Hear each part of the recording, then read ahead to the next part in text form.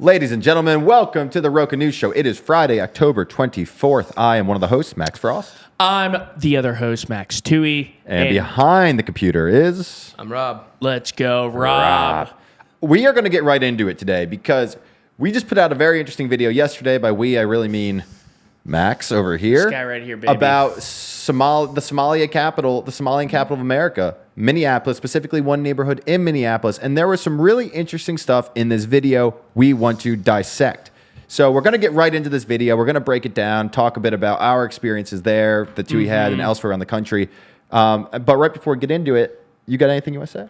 No, that the conversations already have been super interesting from the comments. So we just posted it yesterday evening, and there again, this is what the video raises and what we're going to talk about goes far beyond Minneapolis, and just questions again that we often get into: multiculturalism, also the misrepresentation of communities by their political figures. There are all these sort of issues we can raise, but I think we should just go right into it. Let's do it. Let it rip. So look at Timmy Walls. Okay, so Tim called the old flag problematic. Rob, let's find the clip of the lady, the business owner. Is that what we're starting with here? Yep. Yeah, perfect. We then interviewed a woman entrepreneur from Somalia who had some fascinating insights. I moved from Sweden 5 years ago. What brought me? I came here because there was already Somali community established. So I said, okay, let me go there so that I can start my business. Somali community are like huge supporters for each other. The white Americans around, are they friendly? Are they not? I know none of them. When I was coming to America for the first time, I was carrying a Swedish passport and I was black and hijabi, you know? And the officers in the immigration, they were like, they probably were expecting a Viking. That's what America stands for. Like, everybody's segregated in their own community. White people are with white people. Somali people are with Somali people. That's what America is. You come here, you start your own. We got to start by breaking that down. That's what America is. Everybody is with everybody. You're segregated. That's what America stands for. I got to say, that does not line up with my experience anywhere in this country. It lines up with what I've seen in other countries. But based on having reported and lived in different ethnic communities in America and reported from many of them, I have never encountered what she's saying. Am I ignorant, or did she have a different? Is she having a very different experience from what we see elsewhere? Well, one of my big takeaways from this community is that they are quite segregated, and so for context, Minneapolis is a city with about almost 500,000 people. It actually peaked in the 1950s. Interesting, like a lot of cities. Then suburbanization, obviously, lost manufacturing, took it elsewhere. But lately, it's become a lot more Somali, starting in the 90s. And then now you have people like her. So she originally went to Sweden, then she went to Oregon, and now she's in Minneapolis. So there's like a second migration of all the Somalis are now concentrating more and more in Minnesota. And Frost, I mean, they like the Cedar-Riverside neighborhood where most of them live, they are, I mean, it's all Somali. And that's something that when I think of even Dearborn, the Arab American capital, majority Arab city outside of Detroit where Ford's based, that place was much more integrated. And it still had its own restaurants and neighborhoods, but like it wouldn't have been weird to see us walking around. It was weird to walk around this neighborhood. Well, another thing, so when we were in Dearborn felt very prosperous. Yes, it felt like a well-to-do suburb. It felt very American. Yeah, I mean, obviously it's it's Arab and it's Muslim, but it felt very like American dream. Big homes, nice schools, big yards, football games. Compare that to Minneapolis. Well, doesn't feel nearly as prosperous. So again, why did Somalis? I think it often matters why people came to a country, how long they've been here. So in the case of Somali American migration, a lot of it happened in the early mid 90s after the 91 government collapse, and there was a famine. You had 10,000 come over then, tens of thousands have come since, and today you have almost 100,000 Somalis in Minnesota. So a lot of them were refugees, and many of them were taken in by the Lutheran services in Minnesota and then Catholic charities. They were brought to Minnesota just like the Hmong population. Minnesota has the 9th highest refugee per capita percentage, and it used to be higher because the list I saw was based on last 10 years. But long story short, Frost, you're right. There was a sense of entrepreneurship, but it just wasn't prosperous. When we talked to a lot of people and how they lived and what they want to do and what they currently do, it's a weird culture. And it's a culture where that woman, she said she's an entrepreneur because so many men in Somalia died through the famine and civil war that the women just sort of picked up the slack. And so she says 95% of the businesses in their giant mall are women run. And that certainly lined up with what we saw. A lot of the guys seem more disenfranchised.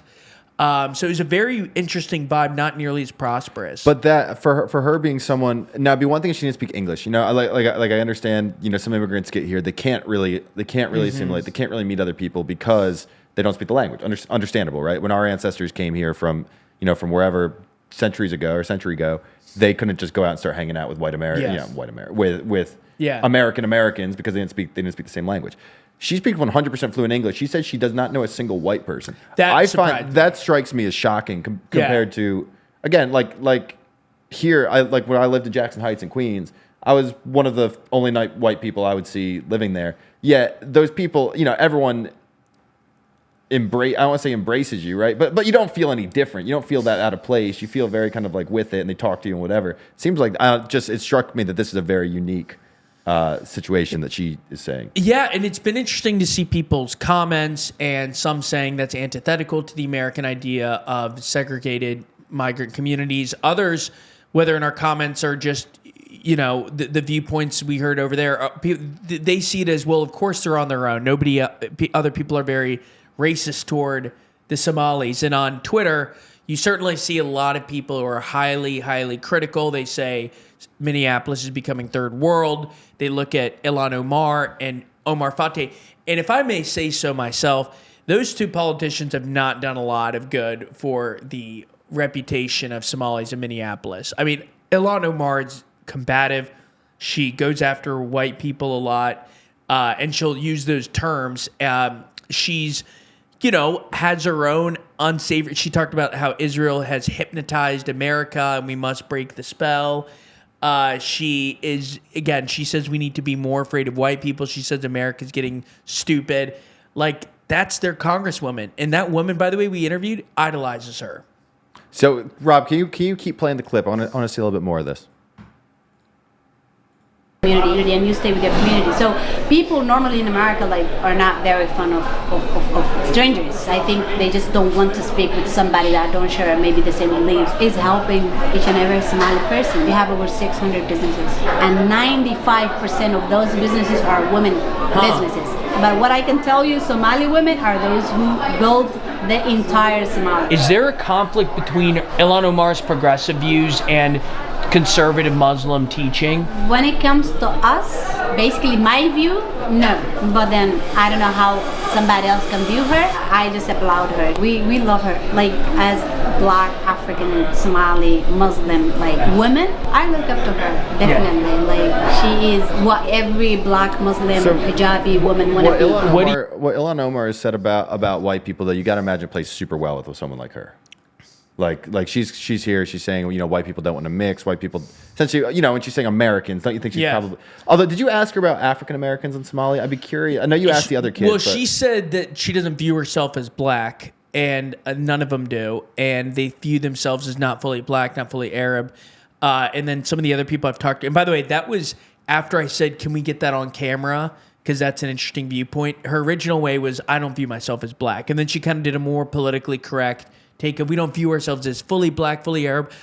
Interesting. So my sense is Omar Fateh and Ilhan Omar could be axe murderers and they'd win Cedar-Riverside. And I don't say that necessarily as, I guess maybe it is a bit critical of them, but it's more just the idea of they love them representing their community. They love them. I mean, we heard people off camera who were, they tear apart wokeism. A couple people we talked to, not a ton actually. I mean, well, most people didn't want to talk to us.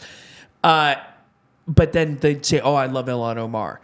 And so I think it very much feels tribal. And maybe you could say, well, Irish Catholics were like that with Kennedy. We're in Boston. He could have, it was like Jesus entering Jerusalem with the palms. I just think, except it would be Guinness.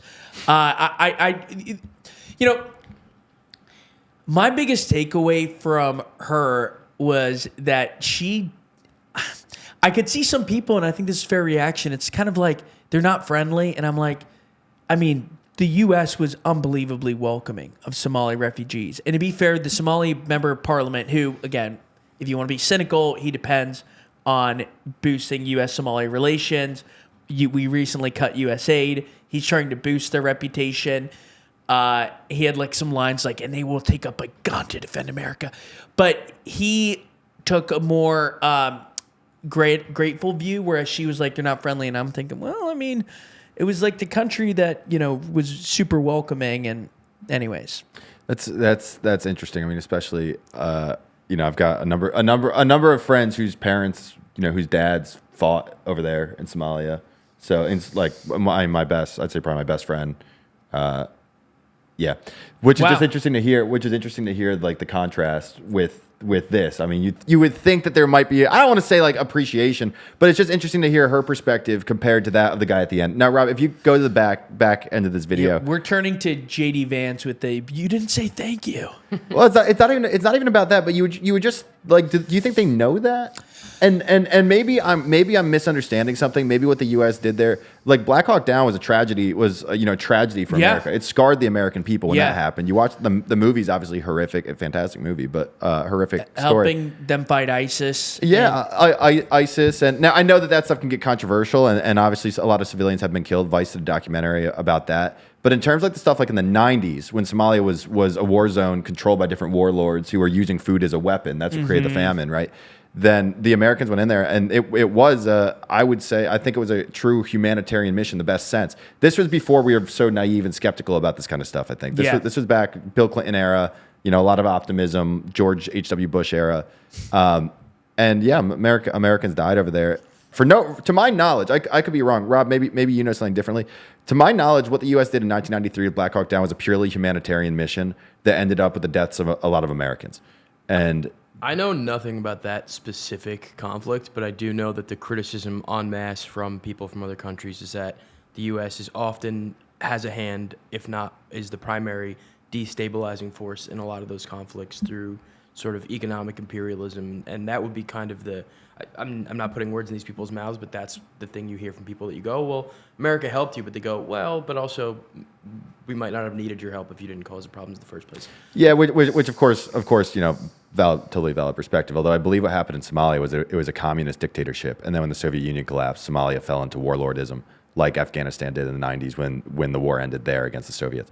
So I'm pretty, like, again, don't, in fact, pull it up just to make sure I'm not just talking about my ass, but Google it. I'm pretty sure that there was a Siad Barre was his name. That's a lot of Somalia's history is was new to me, but that rings a bell. That dynamic you just described was kind of what I had, and it's still a federal state made up of like 5. Yeah, Siad Barre. He was a communist. Then the backing fell away with the collapse of the Soviet Union. This fell into anarchy and warlordism and all this kind of stuff. And then the U.S. intervened to give them food because they were using the food as a weapon. One take I hear against what the viewpoint Rob shared and you said is valid. And it's true. You hear it a lot, and it's obviously also unbelievably complex. And I'm not going to pretend to be able to speak with authority at a general level too, because we're talking about stuff that happened over decades. But oftentimes when you zoom in on a specific situation, it was complex, and you weren't picking between good and bad or like stable utopia, and then we went in there, made it hell just to get oil or get resources. A lot of times it was between two shitty paths, and we had like a key interest, and we've often done so much good. Like the amount of aid we provided to Somalia is enormous. I mean, find other countries, who've helped Somalia the way we have. Rob, can you chat GPT just out of curiosity? Look up what what the criticisms are of the U.S. intervention in Somalia in the 90s. I know more recently there's different criticisms of the U.S. policy over there, but I'm wondering about the 90s specifically. All right, here we go. The suspense. What did we do? Dude, speaking of, I've been listening to an amazing podcast series called The Last Invention. I'd highly recommend it for anyone who's interested. It's all about AI. It's fascinating. Okay. We're getting hit for mission creep. Okay, lack of clear objectives. Now, the U.S. is doing this under a UN mandate to ensure humanitarian. So this was not like, whatever, misunderstanding. It does seem to be one of the more like actually good-willed sort of. That's what I'm saying. I just don't really understand what the hostility is about. I don't know. Maybe I'm conflating things. Maybe it has nothing to do with foreign policy and whatever. I understand why as an American you'd oppose it. Like, what, 17 or 18 soldiers died over there, or troops. I think there's also a degree of like, and again, not to like put words in these people's mouth though, but like you guys are saying, oh, does she mean white when she's saying American? Like, Somalia, I believe, was colonized by Italy, and then the UK was a protectorate. So it's like, to a certain degree, do they just view like Americans as the extension of like the white man? Like, are you sort of still like conquerors, like imperial? She struck me this specific viewpoint, and we encounter this often. She is very. She felt very global in her worldview. I mean, again, she went to Sweden and she viewed America not as like, yay, America. I asked her what she thought of it, and she said it's a good opportunity, and that's something you hear a lot, where it's not like, oh, I love and embrace the freedom in America. And I think a lot of people will hear that and go, we'd like a little more than that, where it's like, if it's not just here so you can cash in. There has to be some buy-in to principles. You have some thoughts. Well, I was going to say, did she say why she left Sweden? Yeah, her husband was American, but I also think she didn't love Sweden. Because I imagine everything she's saying America. I think of Sweden as being a place where you really can't assimilate Swedish. Like, you can't really become Swedish. I think she did acknowledge that. And, at the end of the day, I think that, listen, I did have a moment a couple times, and maybe this is something I need to sort of exercise for me.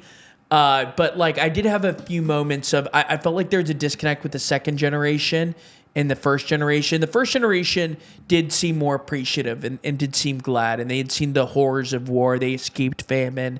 They escaped unthinkably bad situations, and they saw America swoop in. I did see a disconnect between them and maybe a younger generation. It's probably been socialized and seen how Ilhan Omar talks about America, Omar Fateh, how he talks about America.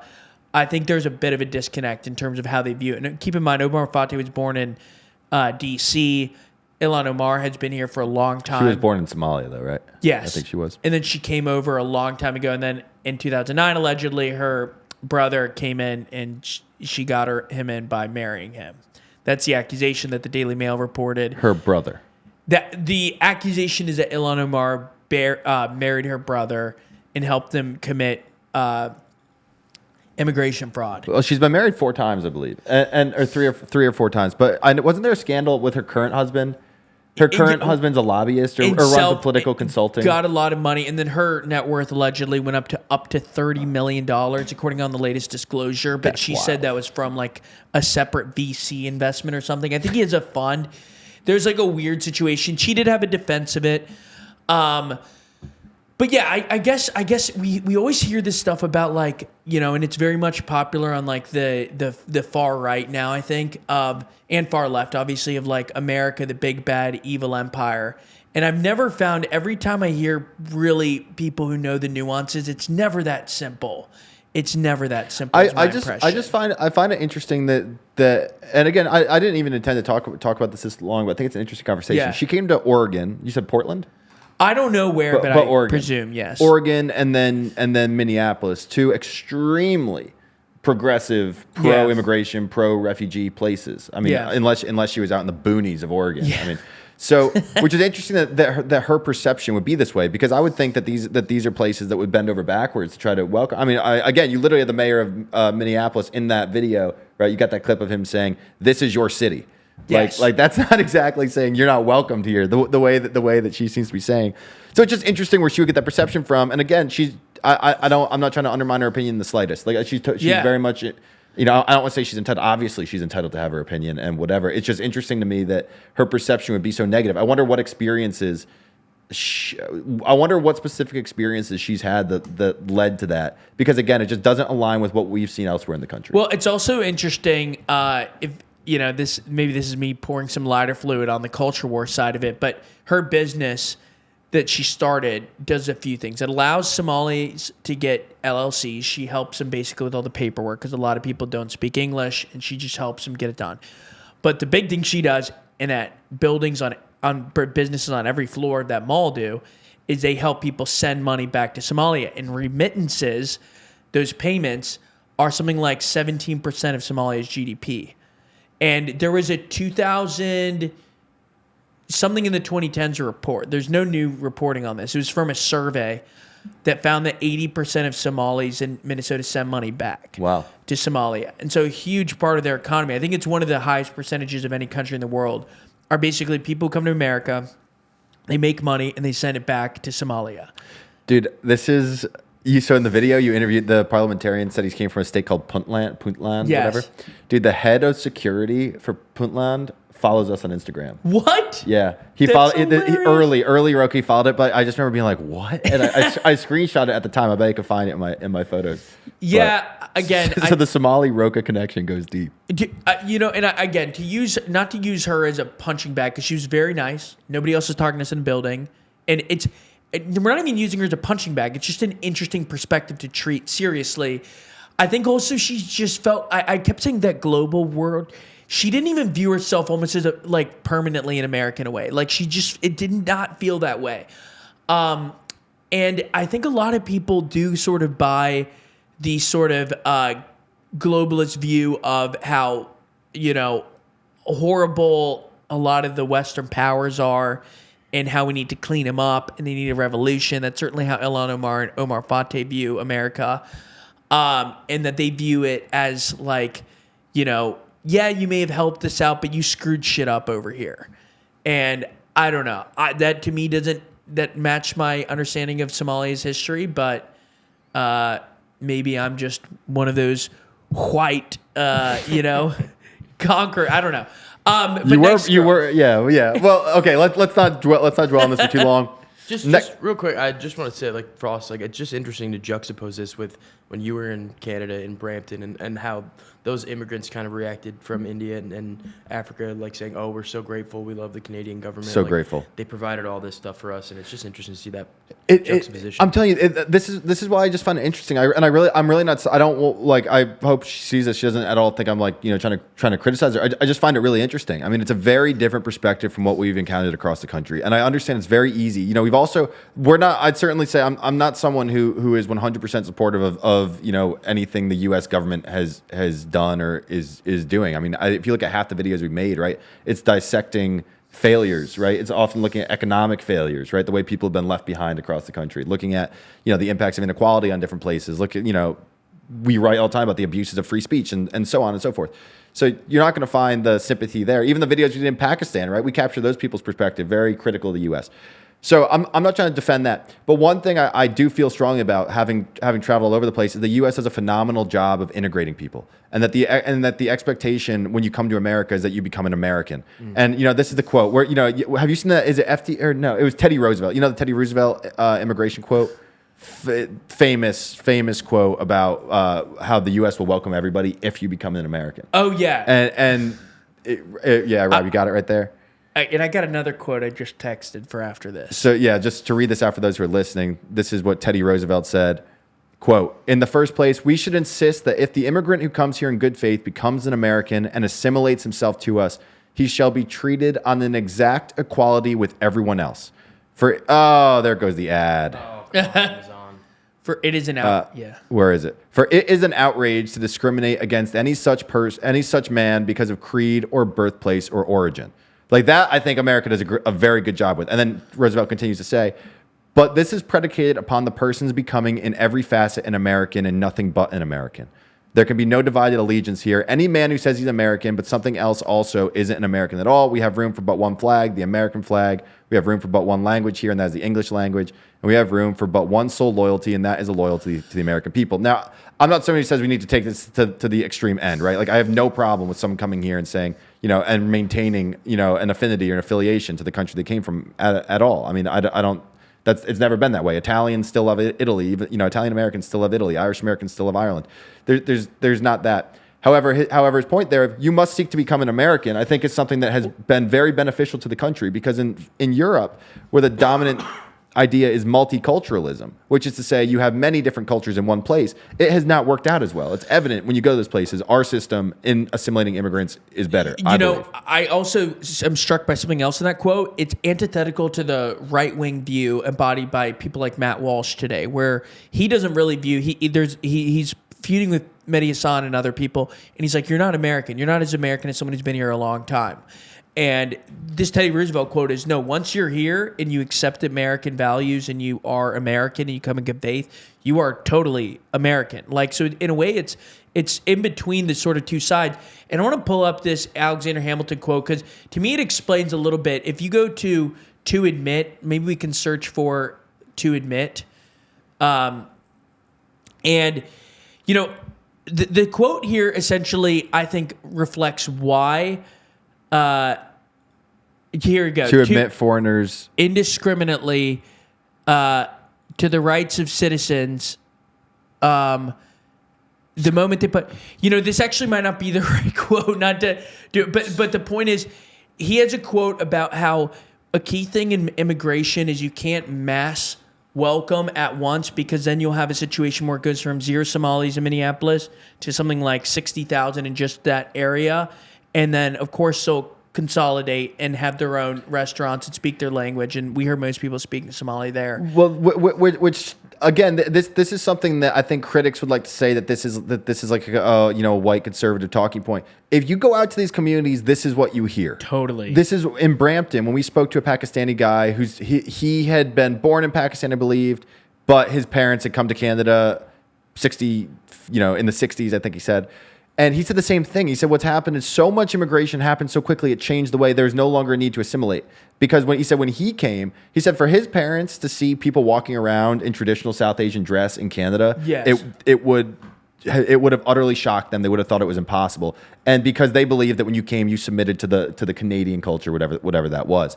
And again, like I know that this is a really interesting debate. And honestly, it'd be great to get someone in here to kind of take the other side of it, and who really believes the other side of it. But I think that is the change. I mean, for better or for worse, this is what happens when you have mass immigration from a very distinct culture.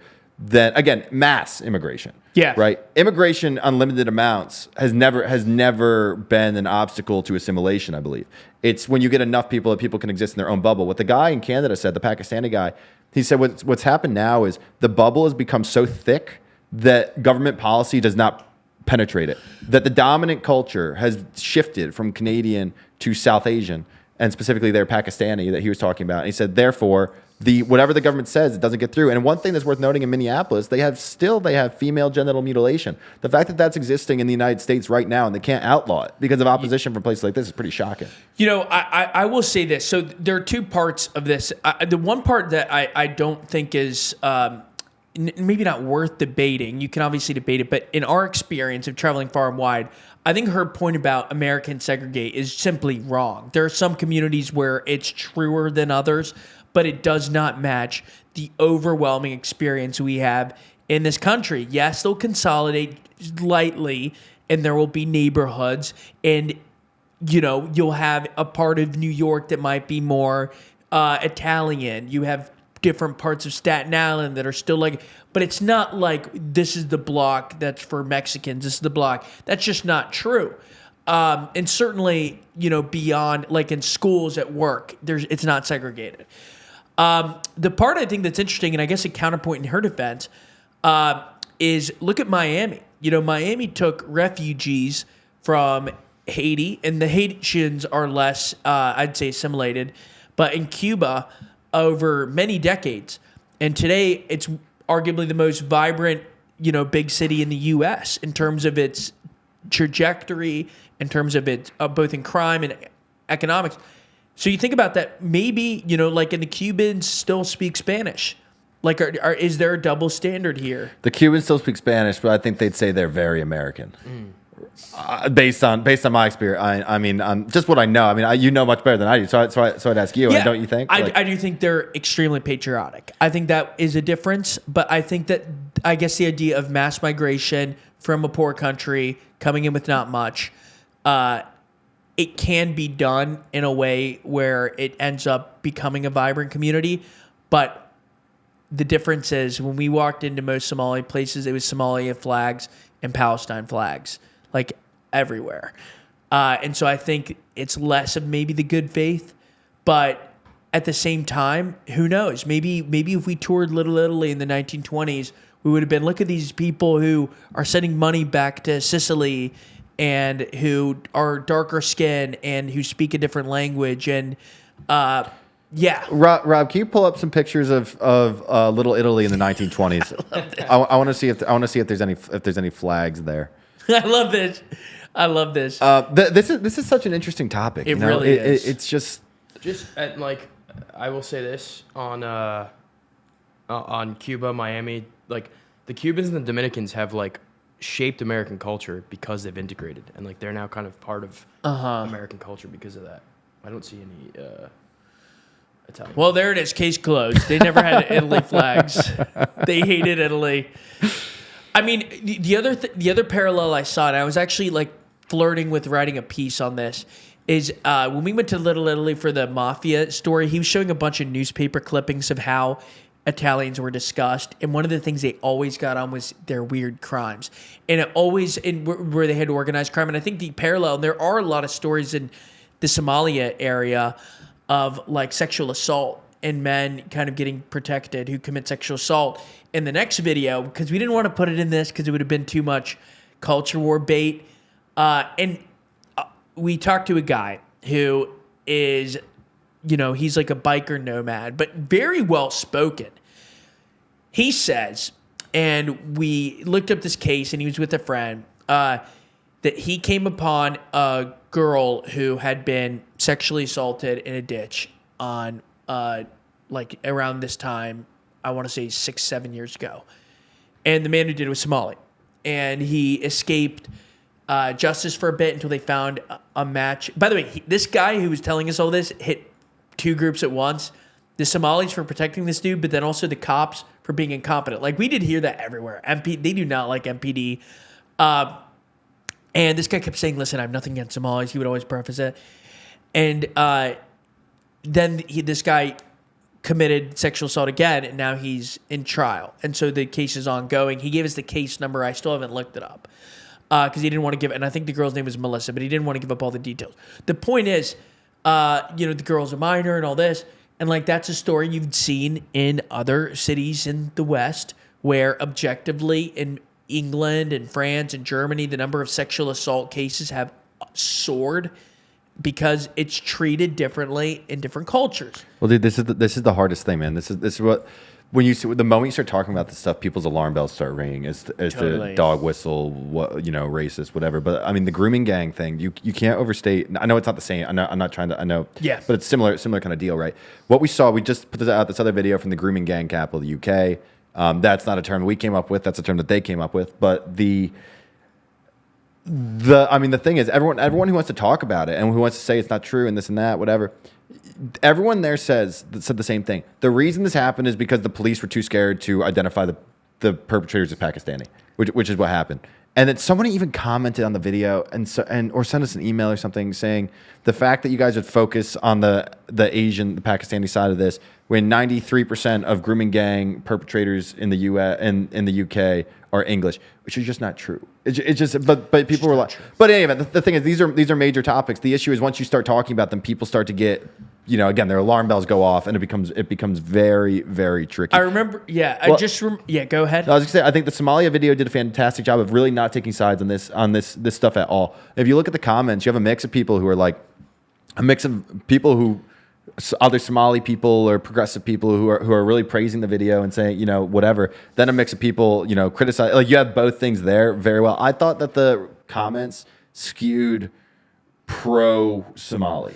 What's funny too is maybe not funny because I'm about to go off, but like one thing we've heard in our comments is by your coverage of Canada, which is truly like holding a mirror to it.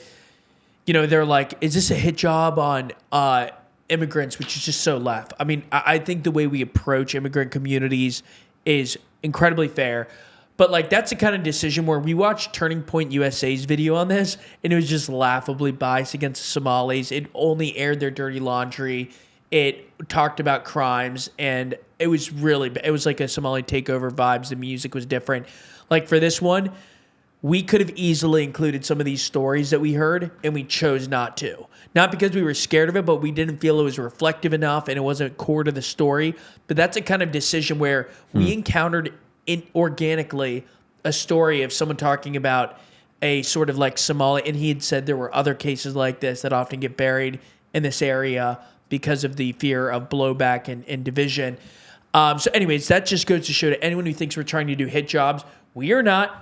Also funny, hit job and hijab sounds so similar, but I was like, did I say that? The other thing I wanted to say for us, it was about, when we interviewed Mehdi Hassan and we brought up like the gay rights issue and does it contradict your progressive politics? And he was like, well, look at how gay people are viewed in Alabama and Mississippi.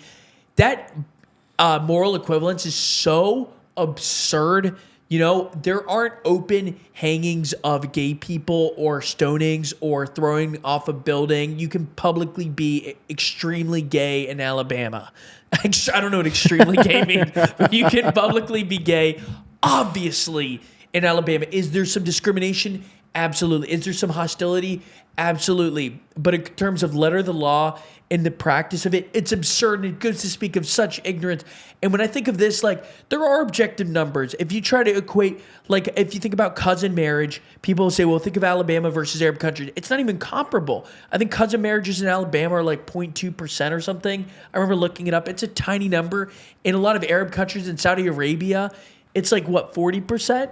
You know, some high number. So all that's to say, I think that people do lose sight of the numbers, and they're afraid of saying highlighting cultural differences because it makes them feel icky. Yeah. And I don't think that's how we should approach it in the reality business, which is what we're in. Yeah, I think. Yeah, I mean, obviously, like our society isn't perfect by any stretch of the imagination, but I do think a lot of the stuff happens just by the nature of it too. We have a more individualistic society, right? Where a lot of the consequences you face might be at the familial level. Yes. Whereas in a lot of these other countries, it's societal, Yes. right? It's like the government of Alabama is not doing anything to you if you're gay. Right. Your family might not accept you, and you know, I'm sure there's lots of stories of abuse and horrible stuff and, like, you know, whatever. But certainly the societal expectation is that you have the right to be gay and so on and so forth, which is very different than other countries, right? Totally. One that reminded me. Oh, dude, I just learned this. Dude, you know Alan Turing, like the Turing test, father of it. So he was gay, and he was in England, and in the 40s or the 50s, they convicted him of whatever, I don't know if it was sodomy or what, and he killed himself while awaiting his punishment. And he was like the father of AI, the father of computer science, and that's what happened to him, which I didn't know that recently. That's wild. I learned it yesterday. There are some of those, I gotta say, in American and British culture that are like, it was that recent. Bro, Obama was anti-gay marriage in his first vote. Never forget that. The one I saw recently in Scarsdale is today. It's like 15%, or sorry, third Jewish, but thinking that they wouldn't allow Jewish members in their country up in the 1960s. By the way, this was a Jewish convert to Christianity, but because he was born Jewish. And like that was a common practice in the 60s. Like that was not abnormal. Ended up milking this topic. Yeah. I think it's interesting though. I mean, this is a kind of like, again, I like when we hit on these big themes: AI, evolving economy, affordability, manufacturing loss, migration, and what else can you do? New York Jets? Subscribing. Subscribing. Subscribe if you're still here. I really don't know why you'd be here if you weren't subscribed already. Two people watching. The woman we interviewed in the Somali Mall and our uncle. And the parliamentarian. They're just disgusted. Yeah, well, thank you guys for tuning in. We hope you have a great weekend. We've got a lot of awesome content coming out this weekend. A couple lengthy deep dives, to be honest, but there's some good stuff. One, the gambling, and one on the power of YouTube, actually. Ooh. So a lot there. We can rant about that one on Monday. But anything else? Or we good to sign it off? I think we're good to sign it off. Thank you all again for watching. Fun week, and cannot wait to see you all Monday.